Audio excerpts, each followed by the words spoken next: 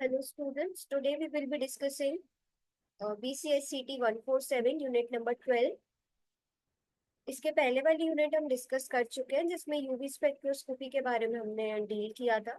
आज हमें कुछ ऐसे कंपाउंड्स के बारे में पढ़ना है जिसको हम यूवी स्पेक्ट्रोस्कोपी की हेल्प से आइडेंटिफाई कर सकते हैं। तो ट्रांजिशंस क्या क्या होते हैं वो हमने देखे थे। चार टाइप के ट्रांजिशंस होते हैं बट दो ही इंपॉर्टेंट है, एन टू पाई स्टार और पाई टू पाई स्टार। आज आपको वुडवर्ड फीजर रूल्स पढ़ने हैं अल्फा बीटा अनसैचुरेटेड कंपाउंड्स के लिए, और आपको कुछ कंपाउंड्स देखने हैं जो कि यूवी एक्टिव होंगे कि नहीं होंगे। ठीक है, तो अपन शुरू करते हैं किसके रूल की हेल्प से, वुडवर्ड रूल्स की हेल्प से। तो ये एग्जाम में क्वेश्चन आता है, तो देखो सबसे पहले डिसाइड करना है कि पेरेंट करने हैं किसके रूल की हेल्प से, वुडवर्ड रूल्स की हेल्प से। तो ये एग्जाम में क्वेश्चन आता है, तो देखो सबसे पहले डिसाइड करना है कि पेरेंट कंपाउंड क्या है। पेरेंट कंपाउंड आपका अल्फा बीटा, जैसे यहाँ डाईईन्स के लिए दिया है इनने, बट हमें अल्फा बीटा के लिए भी पढ़ना है। इनिशियली वुडवर्ड ने रूल्स दिए थे, देन फीजर ने इसको मॉडिफाई किया था। तो डाईईन है, तो डाईईन होता है जैसे ये। ठीक है, ये डाईईन का एक एग्जाम्पल है, ब्यूटाडाईन है ये। तो मान लिया हमने कि ये हमारा पेरेंट कंपाउंड है, ओपन चेन है, डाईईन है, तो इसके लिए बेस वैल्यू होगी क्या, 217 नैनोमीटर। तो अगर आपको कोई कंपाउंड दिखता है उसमें, जैसे ये आपको कंपाउंड दे दिया मैंने, मैंने बोला आपको इसका लैम्डा मैक्स कैलकुलेट कर, तो आप सबसे पहले इसको पकड़ोगे कि ये हमारा पेरेंट चेन हो गया। इसकी आप 217 नैनोमीटर बेस वैल्यू ऐड कर दोगे। फिर आपको देखना है क्या कोई हेट्रोन्यूक्लियर हेट्रोएन्युलर डाइईन प्रेजेंट है कि नहीं प्रेजेंट है। प्रेजेंट है तो 214 होगा, पेरेंट पेरेंट कंपाउंड ही है ये। ठीक है, अगर नहीं है तो आप ऐड नहीं करोगे। हेट्रोएन्युलर क्या होता है, हेट्रोएन्युलर जैसे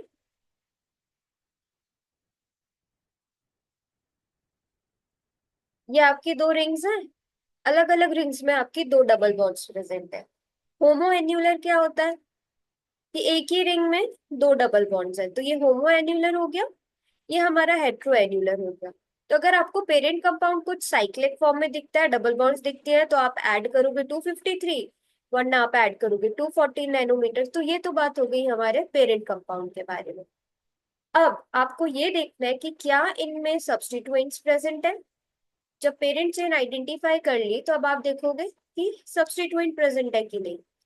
अगर प्रेजेंट होगा तो हर एक एल्किल सब्स्टिट्यूएंट के लिए, एल्किल सब्स्टिट्यूएंट क्या होता है, एल्किल सब्स्टिट्यूएंट मतलब जैसे ये एक कंपाउंड है, ये भी हमारा ब्यूटाडाइन के फॉर्म में ले सकते हैं हम इसको, या फिर हम इसको ये भी ले सकते हैं कि ये हेट्रोएन्युलर डाइन है, क्योंकि ये दो अलग अलग रिंग्स में प्रेजेंट है। तो ये हेट्रोएन्युलर डाइन हो गया, तो 214 हमने ऐड कर दिया।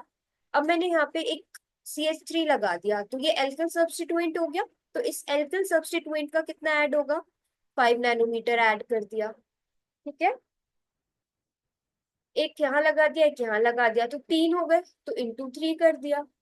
अब ईच एक्सोसाइक्लिक बॉन्ड, एक्सोसाइक्लिक मतलब रिंग के बाहर एक्सोसाइक्लिक बॉन्ड होती है, ये रिंग है, इसके बाहर अगर ये कोई डबल बॉन्ड प्रेजेंट है इससे जुड़ी हुई, यहाँ पर नहीं आएगी ये, जैसे यही कंपाउंड है, तो इस रिंग को देखो, इस रिंग के लिए ये वाली जो डबल बॉन्ड है ये एक्सोसाइक्लिक है, तो इसका भी 5 नैनोमीटर ऐड हो जाएगा, है ना।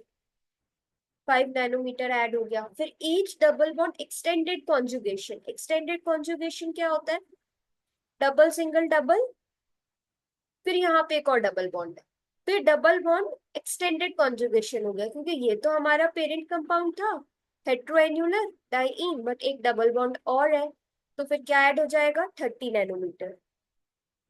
तो ठीक है, इस तरीके से हमें लैम्डा मैक्स वैल्यू कैलकुलेट करनी है कोई भी कंपाउंड अगर हमें दिया होगा तो। अब अगर ऑक्सोक्रोम्स प्रेजेंट है, ऑक्सोक्रोम्स और क्रोमोफोर्स मैंने ये अपलोड किया हुआ है, उस पर आप देख सकते हो, ये दो टाइप के ग्रुप्स होते हैं। ऑक्सोक्रोम में अगर एसाइल ग्रुप है तो कोई ऐड नहीं करना है, एल्काइल ग्रुप है तो 6 नैनोमीटर, एस है, ठीक है, तो 30, क्लोरीन ब्रोमीन है तो 5, डाई एल्किल नाइट्रोजन है तो 60 नैनोमीटर। इस हिसाब से आपने लैम्डा मैक्स वैल्यू कैलकुलेट कर लेना है। अब अपन देखते हैं कुछ एग्जाम्पल। जैसे ये एग्जाम्पल इनने दिए हैं यहाँ पर। जैसे ये हमारा कोई कंपाउंड है, तो इसमें हमारा पेरेंट कंपाउंड क्या होगा, 1 2 3 4 ब्यूटाडाइन। ब्यूटाडाइन के लिए बेस वैल्यू थी 217, है ना, ओपन चेन है। ब्यूटाडाइन के लिए हमने ये ऐड कर दी। अब देखते हैं रिंग रेस वो एल्किल सब्स्टिट्यूएंट कितने हैं, 1 2 3। तो 5 × 3 इसलिए देखो 15 नैनोमीटर। तो 217 + 15 कितना हो गया, 231। ठीक है, तो 232 हुआ।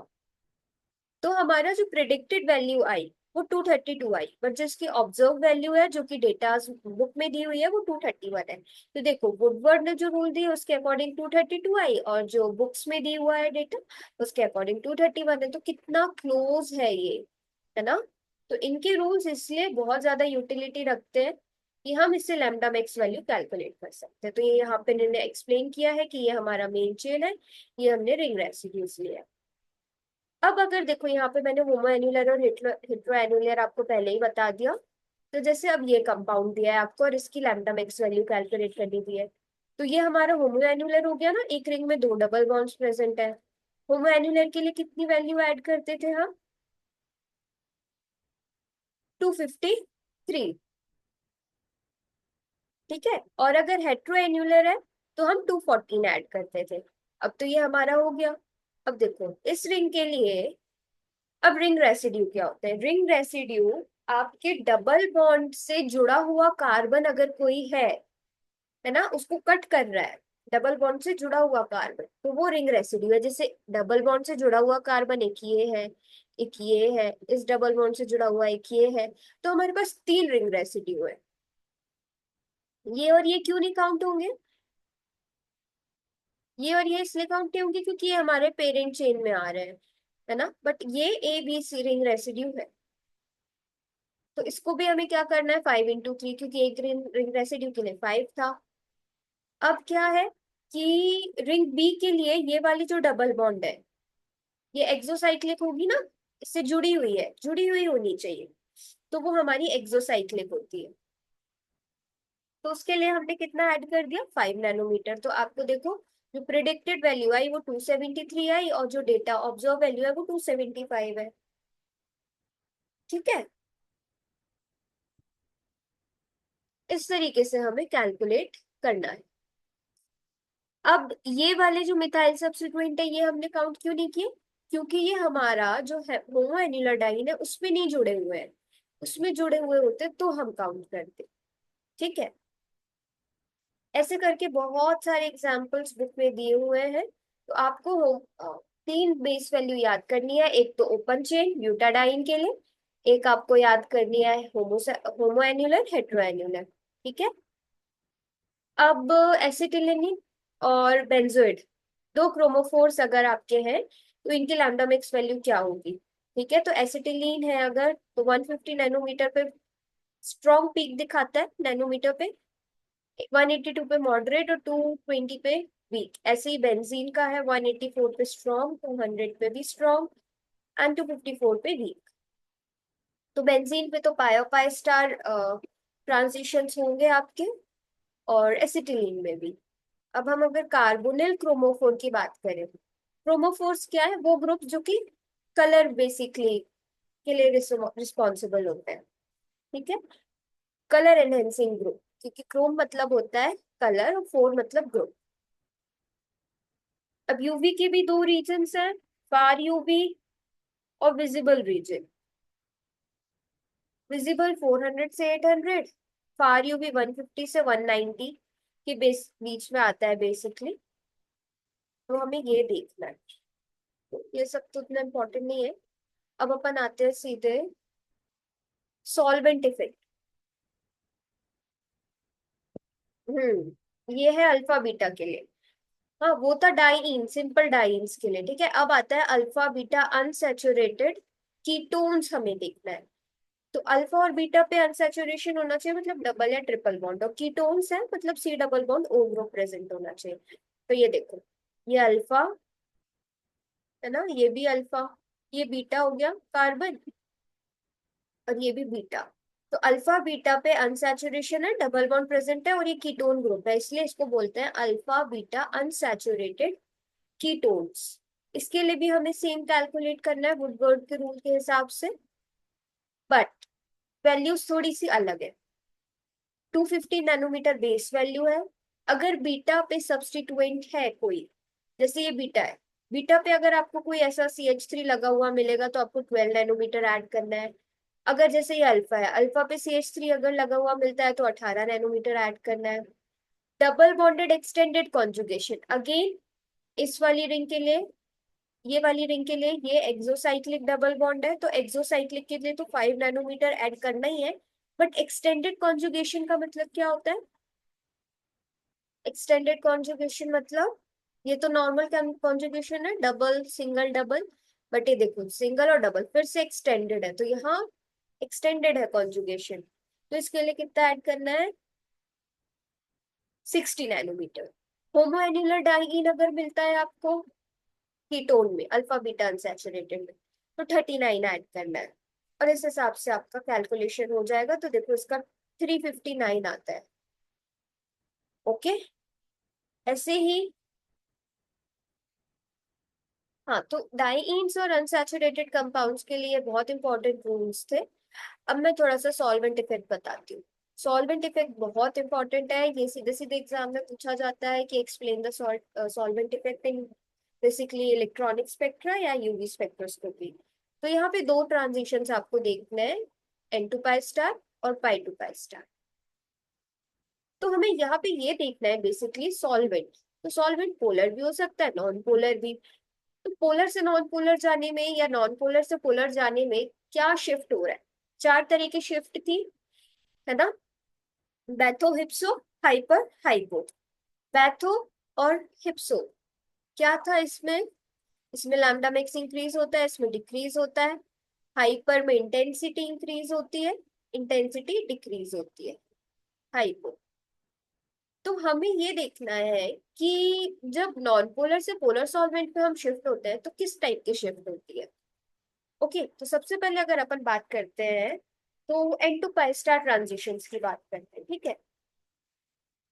पाई टू पाई स्टार की बाद में करेंगे, पहले मैं आपको N2 पाई स्टार का बताती हूँ। तो देखो, जैसे ही N2 पाई स्टार ट्रांजिशन देना है, N मतलब क्या है? यहाँ पे लोन पेयर्स होने चाहिए, नॉन बॉन्डिंग इलेक्ट्रॉन्स, है ना? नॉन बॉन्डिंग मतलब लोन पेयर।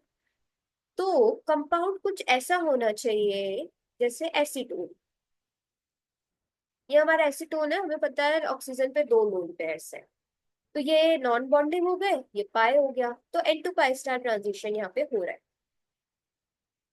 अब मैंने इसका ड्रॉ किया डायग्राम यहाँ पे, ठीक है? ये पाई है, ये पाई स्टार, सॉरी ये N है और ये पाई स्टार है। ओके, और ये एनर्जी डिफरेंस है, ठीक है? और यहाँ से यहाँ ट्रांजिशन भी हो रहा है, नीचे से ग्राउंड स्टेट से ऊपर। यहाँ मैंने सॉल्वेंट लिया है हेक्सेन, जो कि एक नॉन पोलर सॉल्वेंट है, NP। अब जैसे ही मैंने इसको पोलर सॉल्वेंट में शिफ्ट किया, तो आप देखोगे कि एनर्जी डिफरेंस आपका बढ़ जाता है। जैसे ही मैंने इसको पोलर सॉल्वेंट में शिफ्ट किया, तो देखो एनर्जी डिफरेंस बढ़ गया। पोलर सॉल्वेंट यहाँ पे वाटर है, यहाँ पे ये जो वेवलेंथ थी वो 279 नैनोमीटर थी, और जैसे ही हमने पोलर सॉल्वेंट में किया ये 264 हो गई। एनर्जी डिफरेंस बढ़ गया, मतलब कि वेवलेंथ कम हो गई। एनर्जी और वेवलेंथ इनवर्सली प्रोपोर्शनल है ना? आ रही है बात समझ में? क्यों हुआ ऐसा? क्योंकि हाइड्रोजन बॉन्डिंग हुई। हाइड्रोजन बॉन्डिंग होने से अब ज्यादा एनर्जी डिफरेंस हो गया। ज्यादा एनर्जी डिफरेंस हो गया, इसका मतलब वेवलेंथ कम हो गई। और अगर वेवलेंथ कम होगी, इसका मतलब कौन सी शिफ्ट हो रही है? ये हिप्सोक्रोमिक, ठीक है? हिप्सोक्रोमिक शिफ्ट हो रही है ये। इसका मतलब अगर मैं लिखूं तो ई वाटर की एनर्जी ज्यादा है as compare to e hexane. इसका मतलब wavelength of water is less than, इसकी वेवलेंथ कम है, इसकी वेवलेंथ ज्यादा है। तो ये हमारा सॉल्वेंट का इफेक्ट होता है एन टू पाई स्टार। इसका जस्ट ऑपोजिट इफेक्ट होता है pi to pi star. Pi to pi star में क्या इफेक्ट होता है, चलो देखते हैं। तो देखो इसका एग्जाम्पल भी दिया है, एसीटोन का एग्जाम्पल दिया है ना। वेवलेंथ शिफ्ट होती है, हिप्सोक्रोमिक शिफ्ट होती है। अब अपन देखते हैं पाई टू पाई स्टार। तो अब देखो पाई टू पाई स्टार के लिए कोई आपको ऐसा सिस्टम चाहिए जिसमें डबल बॉन्ड प्रेजेंट हो, और लोन पेयर भी होंगे तो भी चलेगा, बट हमें पाई टू पाई स्टार ट्रांजिशन देखता है। तो हिप्सो तो हमारा कट हो गया है ना, तो इसको अपन यहाँ से काट देते हैं। अब अपन देखते हैं इन तीनों में से कौन सी शिफ्ट होगी पाई टू पाई स्टार। हम्म। तो जैसे कोई ऐसे नॉर्मली हमने कार्बोनिल ले लिया, अब हम इसमें स्टडी कर रहे हैं, मान लेते हैं पाई टू पाई स्टार। अगेन हमने यहाँ पे जो सॉल्वेंट लिया वो हमारा हेक्सेन है, जो कि एक नॉन पोलर सॉल्वेंट है। यहाँ से यहाँ ट्रांजिशन हो रहा है, ये एनर्जी है, डेल्टा ई है, ये पाई स्टार है और ये पाई है। जैसे ही मैंने इसको पोलर सॉल्वेंट में डाला, इसका एनर्जी डिफरेंस कम हो गया, वाटर में डाला, ये पाई स्टार हो गया, ये पाई हो गया। अब ऐसा क्यों हुआ, ऐसा इसलिए हुआ क्योंकि पोलैरिटी डिफरेंस वाटर में ज्यादा है, हेक्सेन में पोलैरिटी डिफरेंस कम है। अब पोलैरिटी ज्यादा होगी तो डायपोल मोमेंट ज्यादा होगा। डायपोल मोमेंट क्या होता है, charge into distance. Dipole moment ज्यादा होगा तो डिस्टेंस ज्यादा होगा, है ना। तो यहाँ पे हो क्या रहा है, बेसिकली बेसिकली ये हो रहा है कि एक्साइटेड स्टेट ज्यादा पोलर हो जा रही है। ये एक्साइटेड स्टेट है, एक्साइटेड स्टेट ज्यादा पोलर हो रही है। और क्यों हो रहा है ऐसा, क्योंकि वाटर पोलर है, पोलर है तो डायपोल मोमेंट ज्यादा है, डायपोल मोमेंट ज्यादा है क्योंकि पोलैरिटी ज्यादा है। तो एक्साइटेड स्टेट जो पाई स्टार है, इट इज मोर पोलर, है ना। और पोलैरिटी इंक्रीज होने से क्या हो रहा है, एनर्जी डिफरेंस कम हो गया, किसका, वाटर का। तो वेवलेंथ बढ़ गई, और वेवलेंथ बढ़ गई मतलब पैथोक्रोमिक शिफ्ट हो रही है, मतलब रेड शिफ्ट हो रही है। वहां पे ब्लू शिफ्ट हो रही थी, यहाँ पे रेड शिफ्ट हो रही है। ठीक है। इंटेंसिटी वाली तो हो ही नहीं सकती थी क्योंकि हम वेवलेंथ की स्टडी कर रहे हैं। तो यहाँ पर हमें ये समझ आया कि अगर पाई टू पाई स्टार है तो रेड शिफ्ट हमें ऑब्जर्व होती है, और अगर एन टू पाई स्टार है तो हमें हिप्सोक्रोमिक शिफ्ट ऑब्जर्व होती है, जो कि ब्लू शिफ्ट है। कब, जब सॉल्वेंट इफेक्ट की हम स्टडी करते हैं। तो ये दोनों बहुत इंपॉर्टेंट है, इसको आपको एक्सप्लेन करना एग्जाम में आना चाहिए अपने वर्ड्स में, और आपको लिखना है। तो आप इसकी वेवलेंथ यहाँ पे मेंशन, इनने कौन सा एग्जाम्पल लिया है, हम्म, बेसिकली इन्हें एग्जाम्पल नहीं लिया है, बट इन्हें रेडशिफ्ट का ऑर्डर बताया है 10 to 20 नैनोमीटर। जब सॉल्वेंट नॉन पोलर से पोलर में चेंज होता है तो 10 से 20 नैनोमीटर का ट्रांजिशन होता है, ठीक है। तो ये एक्सप्लेन करना बहुत इंपॉर्टेंट क्वेश्चन है, ये क्वेश्चन आता ही आता है एक वुडवर्ड फीजर रूल्स में और इसमें। ऐसे ये छोटे छोटे क्वेश्चंस दिए हैं। तो देखो, the pi to pi star transition shows a dash shift in more polar solvent. तो जैसे ही आप रेड शिफ्ट शो करेगा ज्यादा पोलर में जाओगे तो, और ब्लू शिफ्ट कब ऑब्जर्व होती है, the pi to pi star. ये गलत दिया है यहाँ पर, ये तो ठीक है, हाँ ठीक है, मोर पोलर। ओके। तो पाई टू पाई स्टार में आपको रेड शिफ्ट, बट यहाँ पे एन टू पाई स्टार होना चाहिए, blue shift in more polar solvent, ठीक है।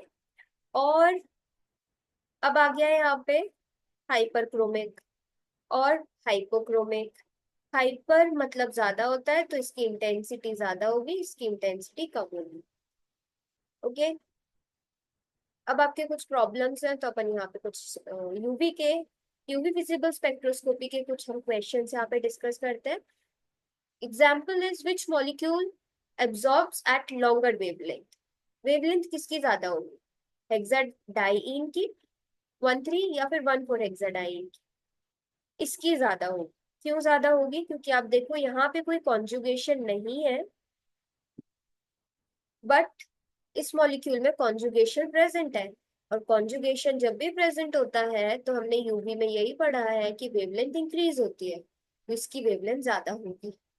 सिमिलरली सेकेंड क्वेश्चन अगर हम देखें तो किसकी वेवलेंथ ज्यादा होगी, इस कंपाउंड की या इस कंपाउंड की। तो देखो, डबल सिंगल यहाँ पे कॉन्जुगेशन नहीं है, और यहाँ OH ग्रुप है। अब यहाँ पे कीटोन ग्रुप है, यहाँ पे भी कॉन्जुगेशन बेसिकली हो सकता है, यहाँ कीटो, यहाँ पे आपका हो सकता है कॉन्जुगेशन, बट ये वाला मॉलिक्यूल हमें ज्यादा वेवलेंथ पे दिखेगा। क्यों? क्योंकि यहाँ कीटोन ग्रुप है ना, और कीटोन ज्यादा पार्टिसिपेट करता है कॉन्जुगेशन में as compare to the alcohol. Okay, और यहाँ पे लोन पेयर्स भी है, तो ये वाला कंपाउंड हमें ज्यादा वेवलेंथ पे दिखेगा। क्योंकि कीटोन पार्टिसिपेट करता है कॉन्जुगेशन में, एल्कोहल कार्बन यहाँ नहीं करता है, तो हमें ये वाला वेवलेंथ ज्यादा दिखेगी। तो ये हमें ज्यादा कलर्ड फील होगी, इसकी इंटेंसिटी ज्यादा होगी। फिर नेक्स्ट क्वेश्चन है कि बेंजोइक एसिड का एब्जॉर्प्शन मैक्सिमा आपको 230 नैनोमीटर पे दिया है। अब आपको ये देखना है कि सिनेमिक एसिड का कितना होगा। ये बेंजोइक एसिड है, ये सिनेमिक एसिड है, तो इससे ज्यादा होगा कि कम, इतना बताना है बेसिकली आपको। तो जैसे आपने वुडवर्ड फीजर रूल्स पढ़े हुए हैं, तो उसी के बेस पे आपको यहाँ एक्सप्लेन करना है। जैसे बेंजोइक एसिड का 230 है ना, तो इसमें क्या क्या एक्स्ट्रा हो रहा है, इसमें 30 या 40 नैनोमीटर आपको ऐड करना पड़ रहा है। ओके, क्यों? क्योंकि डबल सिंगल डबल कॉन्जुगेशन यहाँ पे भी प्रेजेंट है, इसीलिए आपको 30 नैनोमीटर ऐड करना पड़ रहा है एक्सटेंडेड कॉन्जुगेशन का। अब एक और क्वेश्चन है, इन कंपाउंड्स में से सबसे ज्यादा वेवलेंथ किसकी होगी। इसकी तो हो नहीं सकती क्योंकि यहाँ कॉन्जुगेशन ही नहीं है। बी की देखते हैं, तो double single double single double single, इसमें बहुत कॉन्जुगेशन है, 1 2 3 4 5, 5 डबल बॉन्ड्स है इसमें। ये तो बेंजीन है, इसमें हो सकता है, बट हमें सबसे ज्यादा वेवलेंथ देखनी है, इसमें भी नहीं होगा, ये तो होगा ही नहीं। ओके, तो आंसर इज बी, क्योंकि इसमें मैक्सिमम डबल बॉन्ड्स हैं, बहुत ज्यादा कॉन्जुगेशन है, तो इसकी वेवलेंथ सबसे ज्यादा हो। ओके, फिर ये कुछ एग्जाम्पल्स है। आपको क्वेश्चन में दिया है हेप्टेन, बेंजीन, ब्यूटाडाइन, वाटर, 1 हेप्टीन और नाइट्रोबेंजीन और बेंजोइक एसिड। इनका आपको बताना है कि ये यूवी एक्टिव होंगे कि इनएक्टिव होंगे। तो क्या हेप्टेन एक्टिव होगा? हेप्टेन इनएक्टिव होगा। क्यों? क्योंकि इसमें सिग्मा से सिग्मा स्टार ट्रांजिशन होते हैं, और ये यूवी देते ही नहीं है, तो ये इनएक्टिव है। बेंजीन एक्टिव होगा क्योंकि पाई टू पाई स्टार होता है। ब्यूटाडाइन एक्टिव होगा। वाटर भी एक्टिव होगा। क्यों? वाटर इनएक्टिव होगा। और वेट अ मिनट, ये लोन पेयर्स हैं और ये सिग्मा है, तो सिग्मा से बेसिकली N2 ये भी नहीं होगा आपका एक्टिव, क्योंकि ये नॉन बॉन्डिंग है। N2 सिग्मा स्टार्स भी हम कंसीडर नहीं करते हैं। फिर हमारा है 1 हेप्टीन। 1 हेप्टीन भी हमारा पाई टू पाई स्टार शो करेगा क्योंकि डबल बॉन्ड प्रेजेंट है, तो ये एक्टिव होगा। नाइट्रोबेंजीन एक्टिव होगा, इसमें तो दोनों ट्रांजिशन है, और बेंजोइक एसिड तो होगा ही होगा। ओके, तो इस तरीके से हमें क्वेश्चंस आते हैं एग्जाम में, जिसमें हमें यूवी के बहुत सिंपल क्वेश्चंस आएंगे। फिर आपको एसीटोन का दो पीक दिखा रहा है, एक 189 पे और एक 273 पे। आपको इन दोनों पीक्स के लिए इलेक्ट्रॉनिक ट्रांजिशन आइडेंटिफाई करना है। तो देखो, सबसे पहली बात ये होनी चाहिए कि नॉन बॉन्डिंग मतलब लोन पेयर को निकालना ज्यादा आसान होता है as compare to pi bond. तो नॉन बॉन्डिंग की एनर्जी कम होती है, पाई की ज्यादा। तो आप देखोगे पाई से पाई स्टार ट्रांजिशंस की एनर्जी ज्यादा होती है as compare to N2 pi star. Energy इसकी ज्यादा है, इसका मतलब वेवलेंथ इसकी कम है, और इसकी एनर्जी कम है मतलब वेवलेंथ ज्यादा है। तो किसकी वेवलेंथ ज्यादा है इन दोनों में से?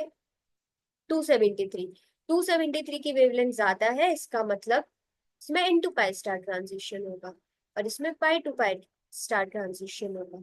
ठीक है, तो इस तरीके से आपको क्वेश्चंस इसमें आते हैं। आई होप आप लोगों को ये समझ आया होगा। तो थैंक यू।